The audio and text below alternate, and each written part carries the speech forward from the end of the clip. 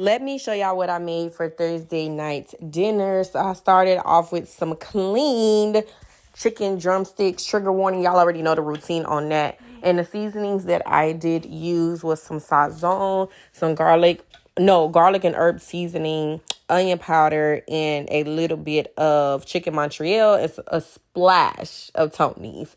Then I mixed it together. I went ahead and preheated my oven to 385 degrees. And I put those chicken drumsticks in there. Now, for some of them, this was 6 drumsticks. So for 3 drumsticks, I left the skin on because my daughter likes those.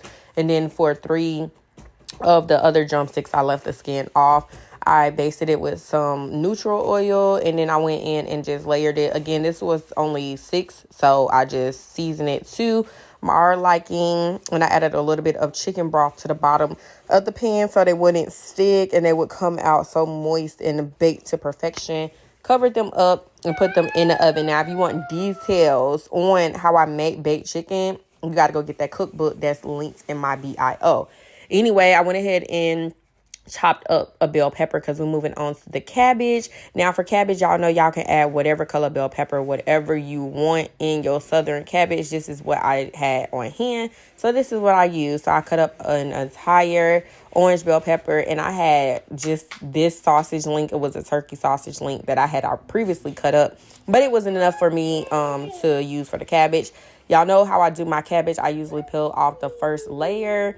Even though I'm still going to clean it off, I went ahead and chopped it up. You could chop it up however you want. Some people like big chunks of cabbage. I kind of am in the middle. I don't want them too big, but I don't want it too small or too stringy like. So I just chop it up to the best of my ability. Go ahead and add that to a bowl so I can get that rinsed off and cleaned up. Now, in a pot, you want to go in and add in your bell pepper, whatever color you choose, and whatever choice of meat that you chose. Go ahead and let that saute and brown up, and then add your cabbage in there and let it cook.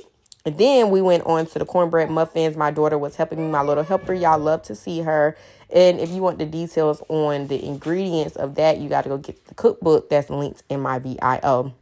By this time, the cabbage was almost done. The only seasoning that I typically use for the cabbage is the nature seasoning and the Tony's. And then you want to go back in, check on your cornbread muffins and remove them from the oven. Let them cool off.